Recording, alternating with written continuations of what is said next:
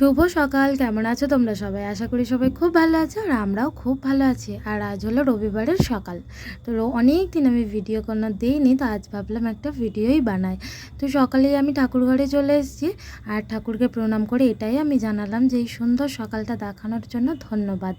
আর আমি ঠাকুর ঘরে এমনিও বসে থাকলে এই ধূপটা জ্বালিয়ে দিই, আমার এত ভালো লাগে। এমনিতেই আজ রবিবার, তার উপরে একাদশী, কাজটা আমার একটু বেশি হয়ে গেল, কেননা ও বাড়িতে থাকবে, ওর জন্য রান্না, আমার জন্য রান্না।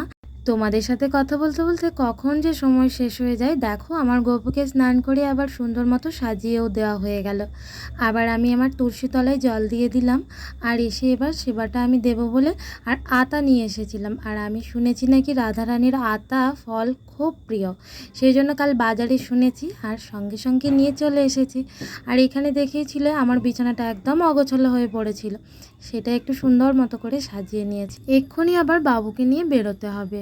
আর বাবুকে না আজকে থেকে ড্রয়িং ক্লাসে ভর্তি করেছি, সেই জন্য ওর পাপাও যাবে আর আমিও যাব। আমি না গেলেও চলতো, ওর বাবা বলল চলো একটু যাই। আবার এইখানে আসার সময় অনেকটা দেরি হয়ে গেছে, তাই জন্য ভাবলাম তাড়াহুড়ো করে এটা ওটা না রান্না করে ফ্রাইড রাইস আর মাংসই করে ফেলবো। সেই জন্য কিছু সবজিও কিনে এনেছিলাম, সেগুলো কেটে নিয়ে আমি আবার ভাজতেও বসিয়ে দিয়েছি। আজকে অনেকটা লেট হয়ে গেছে।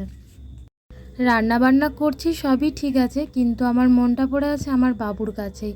প্রত্যেকটা রবিবারে ওকে নিয়েই আমার সকালটা কাটে। আর সেই জন্য আর বাইরে আমার জায়ের ছেলে ওরা খেলছিল, আর ওদেরকে দেখে আমার বাবুর কথা খুব মনে হচ্ছিল। আর এখানে আমার ফ্রাইড রাইসটা আমি রেডি করে রেখে দিয়েছি, আর ভাবলাম ওপরে তো বরমশাই বসে আছে, তার জন্য 2 পিস নিয়ে যায়। আর ও না মাংস কষা খেতে খুব পছন্দ করে। আর দেখেছো, আর একটু গালটাও টিপে দিলাম। আর ওর বাবাই ওকে আনতে যাবে বলে তারপরে দেখছি ও নিজেই ওর দিদিভাইয়ের সাথে চলে এসেছে। আর আজকের ভিডিওটা কেমন হয়েছে অবশ্যই